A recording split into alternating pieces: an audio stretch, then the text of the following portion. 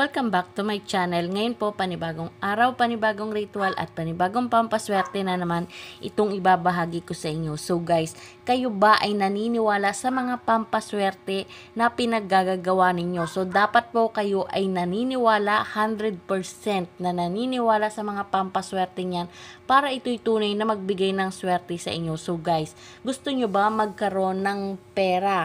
So, ayan. Tulad nito guys. Gusto nyo ba magkaroon ng ganitong pera? So, ayan. So, meron akong ibabahagi sa inyong ritual na talagang magbibigay sa inyo ng kaswertehan.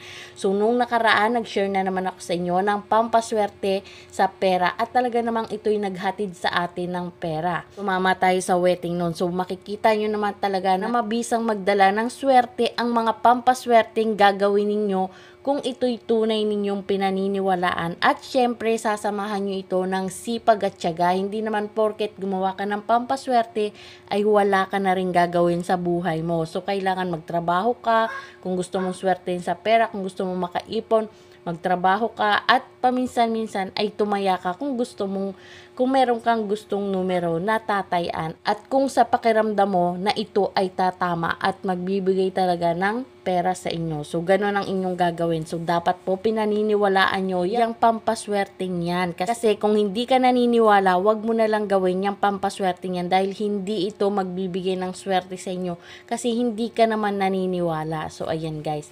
So, ganyan po kasimple yung ating mga pampaswerte. Kailangan pinaniniwalaan nyo at focus ka kapag ito yung ginagawa at dapat kompleto ang sangkap na gagamitin mo. So ngayon guys, meron akong panibagong pampaswerte na talagang magbibigay sa inyo ng swerte. Ito pong pampaswerteng ito ay kailan ko lang ginawa at tingnan nyo naman ang dumating. So ayan, 200,000.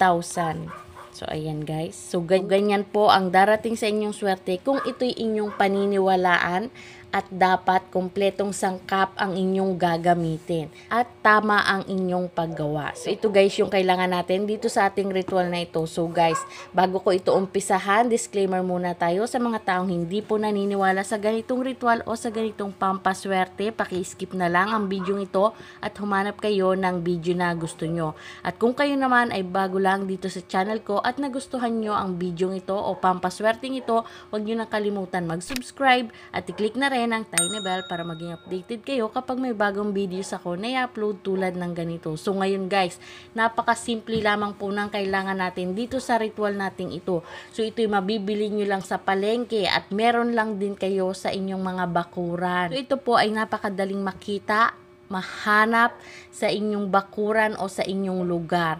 So, kailangan natin dito ng oregano. So, ayan guys, kailangan natin ng oregano. So, guys, so ito guys ay napakasimple lamang. Pero kung magbigay din ito ng swerte ay talagang limpak-limpak na biyaya ang darating sa inyo. So, ayan guys.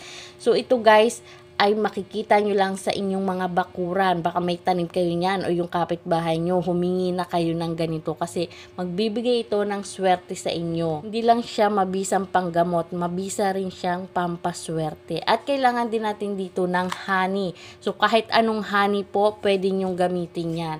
Basta yan ay sweet. Kung walang honey, pwede po ang sugar. Kahit anong kulay ng asukal, pwede nyong gamitin. At kailangan natin dyan ng star anise. So guys, ito sa palengke nyo lang mabibili. So, ayan, sa halagang 10 piso, 20, yan, ganyan, makakabili na kayo niyan sa palengke. O kaya sa mga supermarket, ayan, makakabili kayo niyan. At kailangan din natin dito ng shot glass. So, kailangan po clear at babasagin ng inyong gagamitin. So, ayan guys. Kung walang shot glass, pwede po sa baso. Kung walang baso, pwede po sa jar. Basta clear ito at babasagin. So, ganito lang guys ang inyong gagawin. Kapag kumpleto na lahat ng kailangan nyo dito sa ating ritual na ito, humarap lang sa silangan. At dyan po ninyo umpisahan ang paggawa ng pampaswerte nito. Dahil mabilis po ang talab ng pampaswerte. Mabilis ito magbigay ng swerte kung sa silangan nyo ito inuumpisahan. At habang ginagawa nyo ito ay papataas ang araw, yung papasikat ang araw, napakaganda po niyan magbigay ng swerte. So lahat ng swerte ay masasalo mo talaga kapag natsyempohan mo na papataas ang araw kapag ginawa mo ang pampaswerteng ito o kahit na anong pampaswerte, napakainam po na papasikat ang araw kapag inyong ginawa. So ganito lang guys kasimple ang mga kailangan natin dito sa ating ritual na ito. So Kapag kompleto na yan, umpisahan nyo nang gawin ito ng may paniniwala. So, ayan guys. Ilagay nyo lang itong ating star anise dito sa pinakang gitna. So, ayan. So, ganyan lang po yan. At lagyan nyo siya ng honey. So, punuin nyo siya ng honey. So, ayan guys. At habang nilalagay nyo ito, humiling kayo ng taimtim dito na bigyang katuparan lahat ng aking mga kahilingan na ito'y magkatotoo. Pagkalooban mo ako ng lahat ng aming mga pangangailangan, lahat ng problema namin ay masolusyonan na namin at magkaroon ako ng maraming pera. So, pwede kayong humiling ng kahit na anong kahilingan ninyo dito sa ating pampaswerteng ito. So, guys, dapat kapag hihiling ka ay walang sana para talagang matutupad ito. 100% na matutupad ito. At tandaan nyo, kailangan may paniniwala ka kapag ito'y inyong ginagawa para talagang tunay na magbigay ng swerte sa inyo. So, ayan guys. At pagkatapos, dito sa ating oregano, dito nyo lang siya ilalagay. So, ayan, napakasimpleng-simple lang. So, ito guys ay subok na subok ko na dahil bigay ito ng pera. So, ayan. So, syempre, hindi yan magluluwal ng pera kapag ginawa mo. Hindi siya yung susuka ng pera kapag ginawa mo. Sasamahan mo ito ng sipag at tiyaga o kaya subukan mong tumaya sa loto, sa wedding. Baka sakaling swertihin ka sa pampaswerteng iyong ginawa.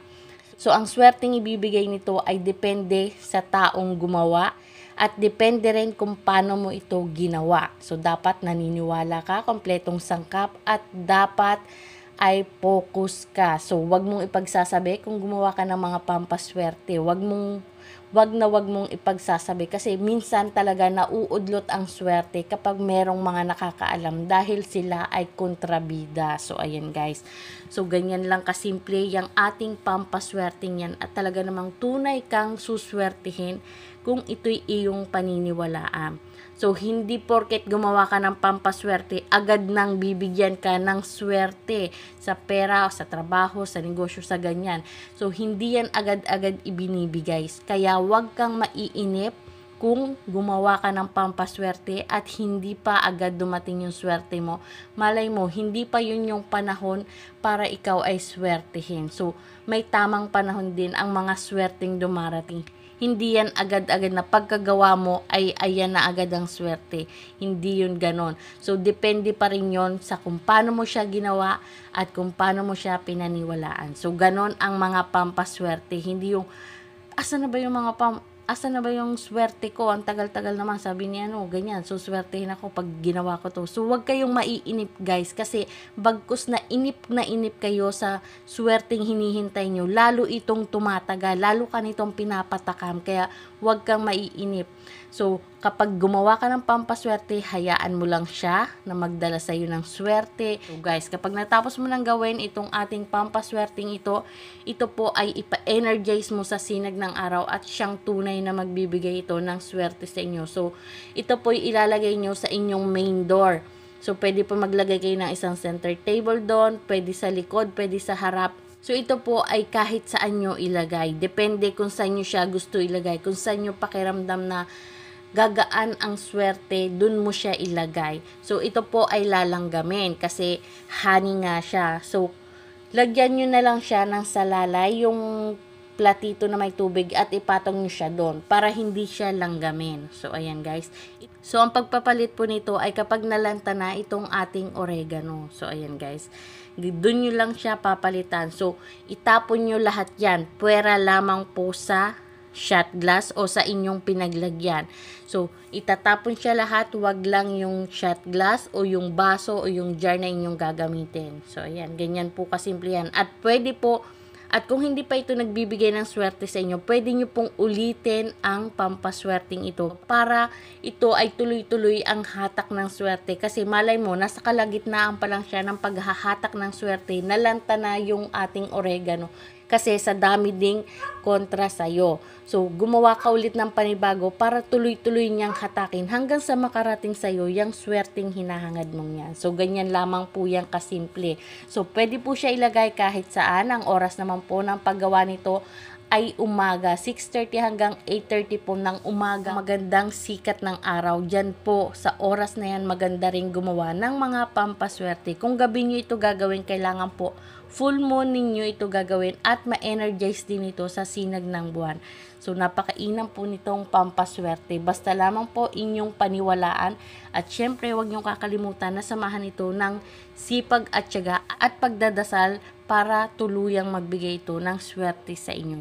So guys, lagi niyo pong tandaan na ang video natin ito ay gabay lamang. Ang tanging pagdadasal pa rin po natin sa Diyos at paniniwala natin sa Kanya ang makakatulong sa atin sa mga ganitong ritual o pampaswerte na ating ginagawa. So lahat po ng bagay, pampaswerte man yan o hindi, dapat po samahan natin ito ng sipag at tiyaga at paniwalaan nyo bawat ritual na inyong gagawin para ito'y magdulot ng swerte at pagbabago sa inyong buhay. So yun lang guys, thank you for watching at sana may natutunan kayo sa video ito.